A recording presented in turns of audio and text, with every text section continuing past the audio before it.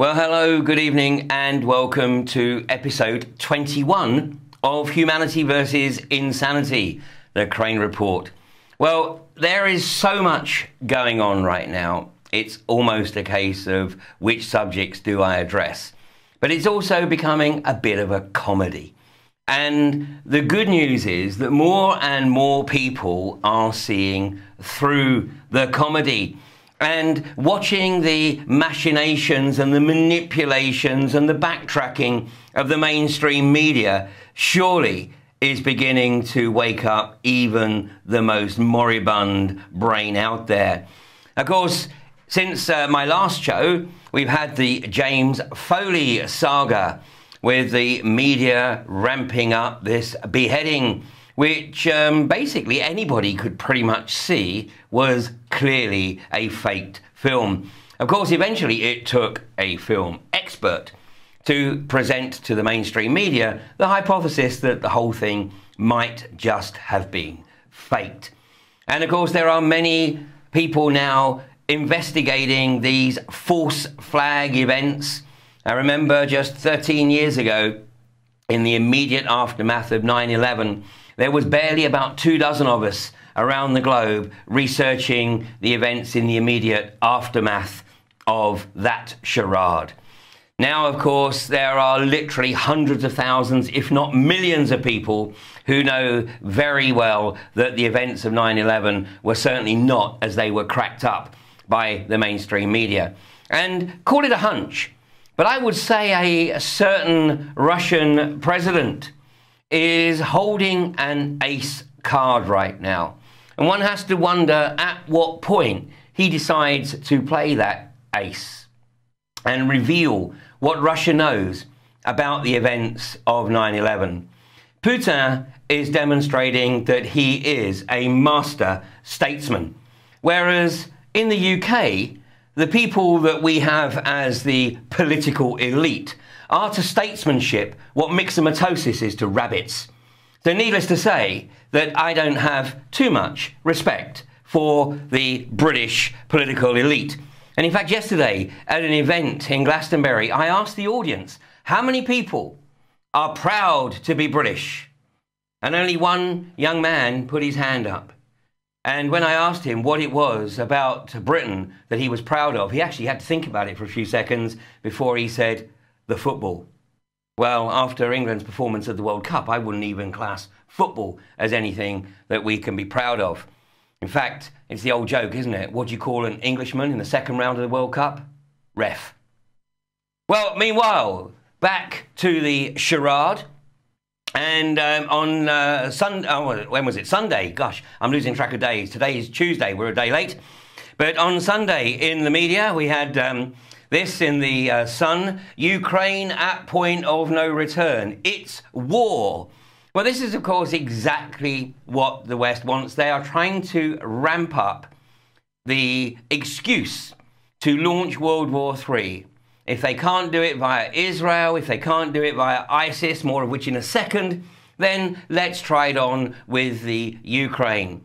And of course, as I mentioned previously, a big part of this is to try to demonize Russia in the same way that Saddam Hussein was demonized in the aftermath of Gulf War I, in an attempt to shut off Russian gas from coming in to the eastern side of Europe. So who's going to provide that much needed gas? Which, by the way, of course, the UK takes none. So despite Cameron's occasional reference to the UK needing Russian gas, that is a total lie. And in fact, the most recent DEC report states that perhaps the UK gets as much as 0.4% of its gas from Russia. And that's just based on an estimate of gas that's imported from Europe, and some of which might have originated from Russia. But who's going to ride in to save the day? Well, that would be none other than the US of A, who now have such a surplus of shale gas, having fracked the country almost into oblivion. Now they want to export that, and they need to create a market. So shut off the Russian gas and then present the shale gas to the EU. Well, that's the Ukraine. Enough for that for the moment. Then let's look at King David here, trying to ramp up the terrorism, the threat of terrorism. Islamic State likely to attack UK, warns Cameron. Well, of course, let's not forget that a year ago, Cameron was trying to hold a vote in Parliament to effectively support the Islamic State terrorists, because allegedly Assad had unleashed chemical weapons on the civilian population of Syria. But in reality, of course, that unfortunate incident was actually perpetrated by the rebels. But Cameron and Obama desperately wanted to get Assad out. So back then, the Islamic State was the West's ally. Now, all of a sudden, we've changed the tune. In other words, basically, the Islamic State have now got enough toys so that they can make a real fight of it. I mean, where do these guys get their hardware? Is there a page on Amazon or eBay that, I haven't found? Because, I'm sure there's more than a few people in this country that, given the opportunity, might feel it appropriate right now to resort to, should I say, more aggressive means, unfortunately. Meanwhile, of course, these people in the middle of nowhere, where the internet signal probably isn't that great, seem to be able to lay their hands on whatever it is they need. Well, actually, just a little aside there, some of you may have seen recently that a supertanker was apparently lost on the high seas, and this was a supertanker carrying $100 million worth of oil from the Kurdish region of Iraq. And this tanker has actually turned up in the Gulf of Mexico. So it was obviously shipping oil into the US. And the US, of course, then will be paying the Kurdish rebels somewhere in the region, about $100 million, so they can arm themselves to the teeth. And then, of course, they've got the toys to create yet more conflict in the area. The Machiavellian machinations of the socio-psychopathic global corporatists know absolutely no limits. Meanwhile, of course, Britain is being turned into a country where, it seems that even the police, here we have, this is, I believe, Cardiff Airport, even this is Heathrow, actually, this one. This is the IS, the Islamic State, expected to attack in weeks. So we've got to have police there armed with submachine guns. And this one, Islamic State, our worst terror threat UK has known. Well, we should know, because in all probability, the usual suspects were responsible for training these jihadists. Well, this actually got my attention. The SAS are braced for horror like Mumbai. I didn't realise the SAS were involved in Mumbai, but there you go. Well, meanwhile, if there is any kind of attack in the UK, we all know. And you know what? Cameron and his cronies and all the script writers know that we know, that they know we know, that if there is any event that occurs which is presented as terrorism, it will be, of course, scripted by the usual suspects. Here we see them. And this is the Mossad, CIA, MI6, dark elements of. I'm not suggesting that every single member of Mossad or CIA or MI6 is part of this dark group, but there are certainly rogue elements in each of these secret services that are more than capable of unleashing and managing these events. And of course, one thing that we must watch out for in the UK is if this particular individual rears his head. This is none other than Peter Power. The man, I'm not suggesting for one moment that Peter Power was involved in the events of 7/7, a little over 9 years ago now in the UK, where quite coincidentally, 4 bombs went off at exactly the same 4 underground stations where he was running an exercise that morning. Well, Peter Power, I think, is astute enough to realise that he had been commissioned to run this exercise to provide the cover so that if anything had gone wrong, it could simply have been blamed on the exercise. Which is why Peter Power was in such a hurry to get his face in front of the TV cameras and on the radio on the afternoon of 7/7 to effectively ensure that he put sufficient distance between himself, his company, Visor Consultants, and the event of that day. But Peter Power is regarded as a safe pair of hands. In other words, regardless of what he knows, he ain't going to spill the beans. And here we are 9 years later, and he has never been called to account for exactly what he was doing on that day back in July of 2005. Well, sadly, Cameron may be on the brink of ordering airstrikes on Iraq without asking MPs. Well, of course he's not going to ask the MPs, because the last time he did that, he got defeated in the Commons. This was a little over a year ago, 53 weeks ago, in fact, to be accurate. And on that date, Cameron lost that vote. It was very close. 13 MPs voting 285 to 272, so a majority of 13 MPs. So in other words, if 7 MPs had voted differently, then we would by now be in World War III. But of course we're not. And Cameron is being instructed to get it to the point where World War III can be initiated.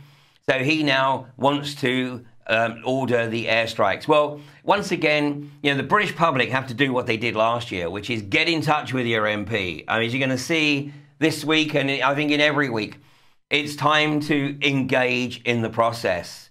You know, once upon a time, it was apathy rules. Well, let me tell you right now, it's apathy kills. And there's going to be a lot of civilian deaths that will result in the event of apathy amongst the British public.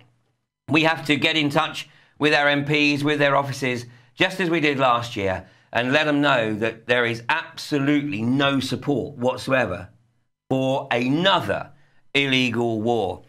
And another wonderful piece of artwork from my good friend Dave Dees. I've named this Israel. You know, the number of Palestinians that have been killed, and particularly the disproportionate amount of children, is a war crime of the highest order. And I know that many of us visualize the day when Tony Blair, George Bush, Barack Obama, Benjamin Netanyahu, Perez, and many others all appear before the international courts to face the charges of their war crimes. Well, I said apathy kills. Well, forgive me, but I expected a little more reaction from the population of Wales. And over the past week, 10 days or so, I have seen pictures coming out of Cardiff which are absolutely appalling. But where is the reaction? It just seems as though these fences, 10 miles apparently, of these fences have been erected around Cardiff and even more in Newport, literally segregating the population from those who effectively are nothing more than the puppets of those who believe themselves to be the rightful rulers of a planetary fiefdom. And why do they do this? I mean, we're getting all the rhetoric, of course, about the terror attacks, but it has nothing to do with that at all. This is simply conditioning. It is programming for what is coming. And what the British population are demonstrating, in this case the good people of South Wales, is that that's okay, just come along and erect fences in our cities, and, you know, we're not going to do anything about it at all. And if you want to go for a nice walk in the park, well, you know, you can just take a stroll alongside this fence and walk your dog alongside a fence. Have a picnic the other side of the fence. Gosh, it's like a zoo, you know, and who is one side and who is the other? Well, and then we have a picture here, if I can get this one up. Look at this, a nice drive in the country. This is looking more like the West Bank than South Wales. Yeah. What is going on here? Come on, people of South Wales. I know you're going to have a number of people come down and help out next week. And let me say, I hope that with all my heart, that the people that go to Cardiff next week, that they go to with peace in their heart. And it's a peaceful protest. But it's time to demonstrate just how creative one can be with peaceful protest. If there is any attempt at stimulating violence there, that will be agent provocateur.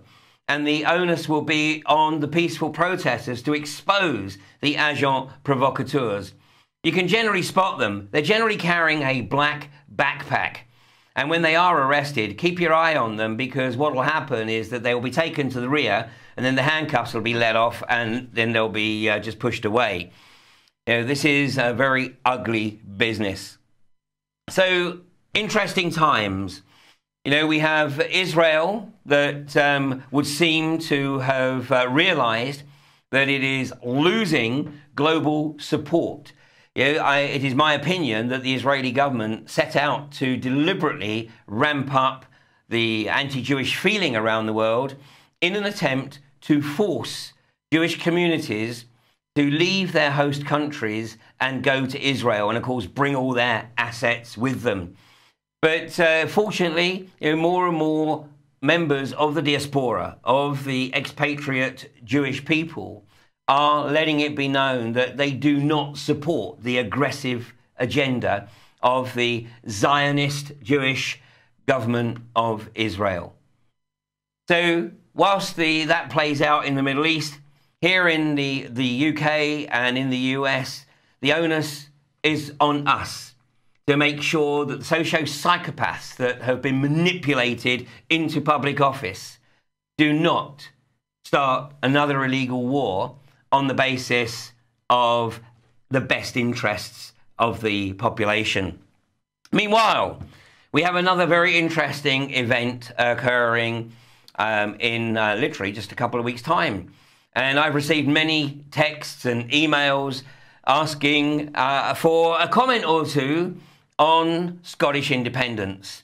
Well, obviously, I'm not Scottish, but nonetheless, I consider that every member of the British Isles does indeed have the right to speak out on this, because obviously we will all be affected by the decision, whatever that decision may be. So, September the 18th, a date that actually resonates with me, because that happens to be the date that I actually arrived on this mortal coil, although hearsay has it. Well, is it going to be a day that is as perhaps impactful as an Independence Day of another nature? Well, this is a truly, truly unique opportunity. And what I would like to do over the next few minutes is just outline some of what I perceive to be the opportunities and also the potential risks. I did watch the last debate between Alistair Darling and Alex Salmond, and whilst I certainly concur that Salmond had the upper hand, for me, he's just not going far enough. And actually, if you're voting on the basis of what Salmond is presenting, then I think you could be in for a world of hurt. Having said that, I appreciate it's one hurdle at a time. You know, the unique aspect of Scotland is in possession of an enormous amount of black gold. And the reason it's called black gold is because there is a very close relationship between the price of oil and the price of gold. In fact, if we go back over 60 plus years, we can see that the price of a barrel of oil has always been approximately 7.66% of an ounce of gold. A little bit of fluctuation either side, but around about 7.66%. So once you know roughly what sort of reserves you're sitting on, you can calculate what kind of resources you have in terms of currency. So let's just have a look at Scotland's legacy here, if you like. This is what Scotland has: an enormous amount of access to the offshore oil fields in the North Sea. And off of the coast of England, we have the offshore gas fields. So obviously there would be a little bit of trade, perhaps there, between England and Scotland, oil for gas and all that. Well, a lot of the estimates of Scotland's oil reserves are being based upon the input of Sir Ian Wood, who, by the way, has a personal fortune that's estimated to be well in excess of $1 billion. So I think we can be fairly confident that Sir Ian Wood will be looking after his own financial well-being rather than the potential benefits to his birth country. Well, even he is estimating that there are 15 years of oil left in Scottish waters before Scotland would need to sort of rein in the horns a bit. But a hell of a lot can happen in 15 years. I mean, let's remember that about the same time ago, we were hearing all the scare stories of peak oil. And as I was trying to explain at the time, there is no such thing as peak hydrocarbons. The hydrocarbons industry knows exactly where the next generation of hydrocarbons are and the generation after that. The fact that we don't need them is neither here nor there. We are in the grip of a hydrocarbon-driven economy. Well, if we look at the way in which oil is explored for, then we would also recognise that to find things you've got to look for it, and for many years, because we thought we knew where there was enough oil for the next 100 years, no one was looking for it. Well, the Clare Ridge, which is effectively, I think, owned by BP, or BP has a license to exploit the Clare Ridge. The Clare Ridge has been a known resource for many years, but we haven't had the technology by which to exploit it. And in fact, David Cameron has actually been rather desperate to keep the knowledge about the resources of Clare Ridge under wraps, which is why he's been making secret trips to the Shetland Isles. So here's potentially another enormous resource. And based on the fact that Scotland will, of course, be investing in seismic exploration, I think there's a very good chance that Scotland will find even more. But Scotland also has access to another resource, which is predicted to become increasingly scarce, particularly if the hydraulic fracturing agenda continues to grow exponentially around the world and indeed kicks off in the UK. And that's water. And if we look at a document here that I encourage you to go read it for yourself, the Water Resource Plan, it's now 5 years old. I'm sure it's been updated. There's certainly one more recent iteration. But one aspect of this was a look at the change in rainfall in the period between 1961 and 1990 and what is forecast for the 2020s. And this is by month. And what you see in Scotland is overall an increase in rainfall and a decrease in England. And so consequently, if the hydraulic fracturing agenda really does kick off in the UK, which of course I'm going to be doing everything that I possibly can to make sure it doesn't, unfortunately there's a hell of a lot of other people with the same motivation, then this would be a lot worse. So potentially, Scotland not only is sitting on black gold, but it might also be sitting on this white gold. But now, that's a massive, massive motivation for Scotland to vote yes. And we'll talk a little bit more about how it can perhaps even better manage that in a little while. But I want to raise the issue of Ireland, because the danger is that an independent Scotland is effectively manipulated in the same way that Ireland was manipulated. If we have a look here, Ireland actually has 23% of European territorial waters, simply because of its geographic location at the far western edge of the EU. So in theory, Ireland should be providing 23% of all European fish market. Unfortunately, corrupt Irish politicians sold a significant chunk of Irish waters to the EU for a one-off payment of €6 billion. Consequently, Ireland is simply now only permitted to fish just 4% of the EU fishing quota. And this was a manipulation. Obviously, you find the weak link. You find a politician that is corruptible or certainly has skeletons in the cupboard, and that's pretty much everybody at the moment, isn't it? And you just tell them what it is that you want them to do. The same with the Corried gas field, which is now exploited by Shell off the coast of County Mayo. It was estimated a few years ago that this field had a notional value somewhere between 10 and 100 billion euros, depending on the capacity for extraction. In other words, an enormous resource. Well, again, the corrupt Irish government basically gave Shell and all the other oil companies a free ride. No state shareholding in the projects and no royalties payable. You know, at the very least, this screams of malfeasance. Immediate write-off of development and exploration expenditure, corporation taxes of 25%, but in this case they were reduced to 12.5% for downstream manufacturing. Capital allowances of up to 120%. In other words, the Irish government effectively paying another 20% of cost towards the initial capital expenditure. And so it goes on. I mean, this is just outrageous. The bottom line is there was nobody in the Irish government that had any experience of this industry, and they were effectively being led by the nose by Shell. And the individual in Ireland that was primarily responsible for this was Ray Burke. Now, it's reported that he acknowledged that he sold the tax exemption to Shell. I believe this is the man who, when he was asked about some unexplained funds in his bank account, claimed that he'd had a good day at the races.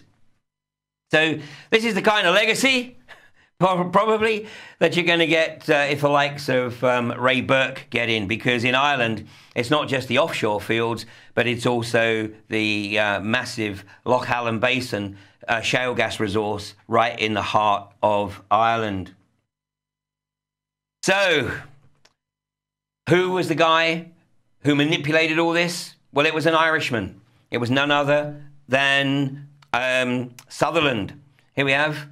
And this guy, Peter Sutherland, an Irishman by accident of birth, very, very well connected. Just have a look at some of his connections here. He's a former Attorney General of Ireland. After he was the Attorney General, he became an EU Commissioner. He was chairman of Allied Irish Banks. He was the founding Director General of the World Trade Organization. He was one of the founders of the European branch of the Trilateral Commission. Former chairman of BP. Former board member of the Royal Bank of Scotland. He was on the board when it collapsed in 2008 and was actually paid to resign his commission there. And he's a chairman of Goldman Sachs International. Well, he has a lot more connections than this, but he was also connected with these people here. Here we have Dermot Gleeson and Paul Gallagher. Dermot Gleeson was chairman of Anglo-Irish Bank. Paul Gallagher was the Attorney General of Ireland in 2008. And Brian Lenihan in the bottom left there, the former Chancellor, and Brian Cowen, the former Taoiseach, the Irish Prime Minister. Well, these four people were effectively instructed to meet at midnight on September the 29th of 2008. Who instructed them to attend that meeting? Yes, none other than Peter Sutherland. Whilst I can't prove that he was actually present at that meeting, then he was certainly orchestrating that meeting, and it was on that day that he effectively instructed the Irish government to underwrite all assets and liabilities of the Irish banks, thus setting the wheels in motion for the total collapse of the Irish economy, of course, resulting in the need for a bailout. Now, rather than simply dismissing the debt, unfortunately, the Irish government bought it all hook, line and sinker. So what's the relevance of this for Scotland? Well, literally just a few months later, the Royal Bank of Scotland collapsed under the leadership of Sir Fred Goodwin, Fred the Shred, and Sir Tom McKillop. Now, these guys, in my opinion, were way out of their depth, and they were effectively manipulated. And in my opinion, one of the primary purposes here of effectively destroying the Royal Bank of Scotland was to weaken the country in the face of possible independence. So here he is, smiling Fred the Shred. Now, you've got to be real careful with the vote, that these individuals are not manipulated into roles where they themselves can effectively be manipulated by the globalists into bringing about Scottish subjugation to the EU. This is a chart here. You can find this online. This was, I think, first published by Business Insider. You can find a high-quality version of this, so you can expand it. And you can look at all of the Bilderbergers in that centre ring, and you can look at their connections. Now, in the debate, Alex Salmond said that he was planning on going to Westminster and proposing that Scotland keep the pound sterling. What is that all about? Absolutely not. This is a great opportunity for genuine Scottish independence. Create your own Bank of Scotland. Get rid of the Rothschilds' central banking system. Scotland has sufficient natural resources to underwrite the creation of whatever currency it wants to create. It has an opportunity to stimulate the Scottish economy like never before. Either Alex Salmond just doesn't understand the way in which the central banking system works, or he is simply a puppet of the global corporatists, and he is being manipulated into creating a situation where Scotland will eventually become a colony of the EU, just like Ireland is today. So obviously you're not going to use the Royal Bank of Scotland. Create your own central bank. Create your own currency. Call it a pound. Call it a Clyde. Call it whatever you like. But you establish an exchange rate. And let me tell you that when you start exporting your oil and you make it clear that this oil can only be purchased in the Scottish currency, then obviously those countries that want to purchase Scottish oil will need to acquire the Scottish currency. And this is what will create trade. Now, this isn't radical. This is using a model that's already out there. And I'm not talking about Iceland, because the Iceland model started out as an ideal, but unfortunately it's become somewhat corrupted. But a model that has stood the test of time is the model of the economy of North Dakota. This is the only state in the US that isn't part of the Federal Reserve. So the Bank of North Dakota requires all of its state departments to bank with the Central Bank of North Dakota.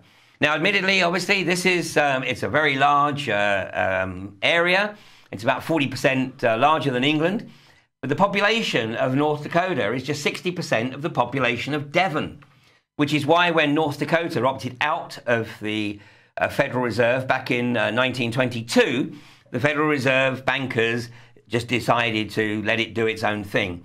Well, here we are, 90-odd years on, 92 years on, and it is the only state that is effectively financially independent.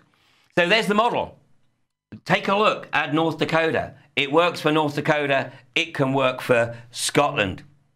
Well, Gordon Brown, of course, threw his hat into the ring, saying that the yes vote will mean huge cuts to your NHS. Really? Well, you know, if Scotland follows the sort of model that I'm talking about here, then Scotland will have the resources to effectively rebuild the NHS that is being destroyed by Westminster right now. And in fact, here we go, an article literally from a few days ago, the secret sellout of Scotland's NHS. So it's already happening. It's already being undermined. There's a lot of rebuilding that has to go on here. And with the right people at the helm, then that can certainly be achieved. Let's just have a look at the article here. It says, the angry response comes as this newspaper today exposes a long-running campaign to manipulate health board spending figures to hide the full extent of private sector involvement. Ministers boast that only 80 million of hospital funding is privatised, but in fact almost 500 million went to subcontractors last year, almost 5% of Holyrood's annual NHS budget. Well, the one thing that we absolutely know for sure is that once you outsource healthcare spending, it's not more efficient. You are milked by the privateers. Unfortunately, benign capitalism is long dead. And what we have today is just rampant corporatism. But there's something even more obnoxious that Scotland is going to have to face up to. And an independent Scotland needs to face up to it sooner rather than later. And here we have Lord Robertson, the former head of NATO. But I had to requote this actually from almost a year ago. He said, in Flanders, in Belgium, they say, why can't we become an independent state? Or Catalonia in Spain, where 1.25 million people march down the streets. They say they want to become an independent state, but they've got language and culture and all these sorts of things. We, Scotland, don't have any of that. Well, that's what one of your illustrious Scottish elite thinks. But, you know, this guy was effectively put into the NATO role pending some revelations about his involvement with Thomas Hamilton, who was, of course, responsible for the Dunblane massacre. And let me just read you this. A Blair government insider, Lord Robertson, threatened to sue Scotland's leading independent newspaper over internet allegations that he not only used his influence as a Freemason to procure a gun licence for child killer Thomas Hamilton, but was also a member of a clandestine paedophile ring, reportedly set up by Hamilton for the British elite. On the 13th of March 1996, Hamilton, armed with 4 handguns, opened fire on a junior school class, killing 16 children and 1 teacher, before turning the gun on himself, shattering forever the idyllic 13th century Scottish town of Dunblane. Lord Robertson was the referee on Thomas Hamilton's shotgun licence. Well, you know, it may be this is a good time coming up to start revisiting what really happened at Dunblane, and hopefully an independent Scottish government, a truly independent Scottish government, would start to expose the Westminster links to the cover-up here. So let me just go through this with you. Dunblane, 18 years ago, but massive questions. No proper autopsy and no inquest on Thomas Hamilton. The questions: was he a scapegoat to get rid of evidence of a paedophile ring of MPs and Freemasons in Scotland? There seemed to be mounting evidence to prove this theory. Thomas Hamilton, he received the shotgun licence even though he was turned down by normal channels. So why was Lord Robertson not prosecuted for refereeing his application? And why did Thomas Hamilton shoot himself with a different gun from the one he shot the kids with, even though the first gun still had rounds in it? And just like certain other instances, like Madeleine McCann, and by the way, I can absolutely recommend Richard D. Hall's outstanding series of documentaries on the Maddie McCann saga. So just search Richard D. Hall and Maddie McCann and take a look at the 4 one-hour documentaries that he's put together on that subject. So here we are. Who are they? The Dunblane inquiry was a cover-up, and peers bullied me to keep quiet, says Lord Burton, the ex-Masonic leader. Scottish Freemasonry is right through the upper echelons of Scottish society. It's estimated that there are some 75,000 Freemasons in Scotland. The man at the top of the tree right now is Brother Charles Ian Robert Woolridge Gordon. He's the 110th Master of the Grand Lodge of Ancient Free and Accepted Masons of Scotland.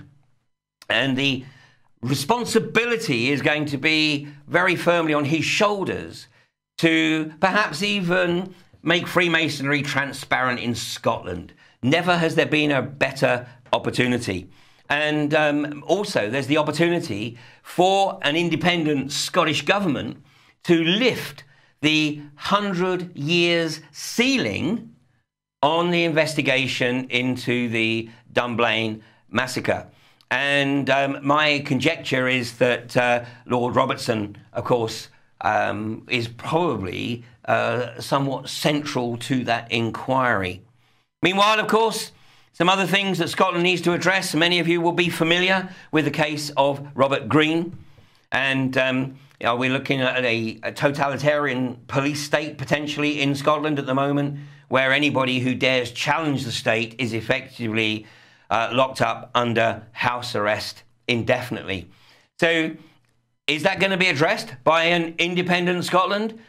Somehow I don't see that happening with the current players at the helm. So the onus will be on the Scottish people to make sure that those people who are leading the nation genuinely have the best interests of the Scottish people at heart and are simply not doing this to feather their own nests. You know, with the yes vote, an end to bloody imperialism. But yeah, is it one sort of bloody imperialism to be replaced by some other bloody regime, which may actually be a lot closer to home? So this is a tremendous opportunity for Scotland to achieve genuine independence. There are many people out there who can offer the appropriate advice and guidance for Scotland to become independent. Of course, you know, the day after independence, the next thing that I will do is nationalise the oil industry. You know, this is a resource that Scotland needs to ensure is for the benefit of its people. It needs to look at the Norwegian model and how Norway, with its relatively small population, has effectively been able to ensure that the entire population benefits from this wonderful natural gift. There is a risk, of course, if Scotland... So where did I get to before it crashed? I think I covered Robert Greene, the wonders of live broadcast here. And then I made the observation that you know, this would be, the yes vote would indeed be, as Scottish Labour Party put here on this billboard, an end to bloody imperialism. But the big risk is that there becomes another form of bloody imperialism, and that would be driven by none other than NATO. Because, of course, if Scotland did blow off the Rothschilds banking system, if they did nationalise their oil, if they did do a Gaddafi and start ensuring that the population of Scotland benefited from the wealth of the country, then you could bet your bottom dollar that we would soon start to be reading reports in the English media that Scotland was suspected of having weapons of mass destruction, and that we were within 45 minutes of being attacked from north of the border, and we would have to be preparing ourselves for an invasion. Well, you know, that's many a true word spoken in jest and all that, but, you know, this is a tremendous opportunity for the Scottish people. McSqueaky bum time. Scotland vote too close to call. This was from the Sun today. Well, you know what? I don't think it's too close to call at all. I think this is going to be an overwhelming yes vote. But this is going to be like Ireland, where when I was over in Ireland giving a series of lectures prior to the final vote as to whether or not Ireland was going to sign up to the Treaty of Lisbon, and I didn't meet a single person that was going to vote yes, and yet supposedly the outcome was a yes vote. So call it a hunch. But I think that there is a very good chance that the manipulations have already been prepared. Stuffed ballot boxes have been prepared. But if it is so overwhelming, then even that will not be sufficient to convince the people of Scotland, or even the people in the rest of the UK, that Scotland passed up this opportunity to go for independence. And once Scotland's got its independence, then maybe it creates a whole new opportunity for the rest of us in the UK. Maybe it gives an opportunity to start facing up to the fact that we currently have a political elite that are little more than the puppets of socio-psychopathic global corporatists. So somebody else might have said it once upon a time in a slightly different way, but I think the vast majority of Scots have a dream. And I believe that the people of Scotland are on the cusp of being able to realise the first step of that dream. I don't think the journey is going to be easy, but if it was easy, then no one would really appreciate it. It is a tremendous opportunity, and next week I'm going to be looking at a new political initiative in England, a political initiative that might just put the cat amongst the proverbial pigeons. The NATO Party, none of the above. It is a completely new concept, and whilst I'm not suggesting for 1 minute that a NATO Party can take over the lead role in Westminster, it may be sufficient to force the political establishment to rethink their agenda. It's time for everyone to get involved. Previously, we've worked on the basis that apathy rules. It's a lot worse than that now. Apathy kills. Join me at 9 o'clock for Fracking Nightmare.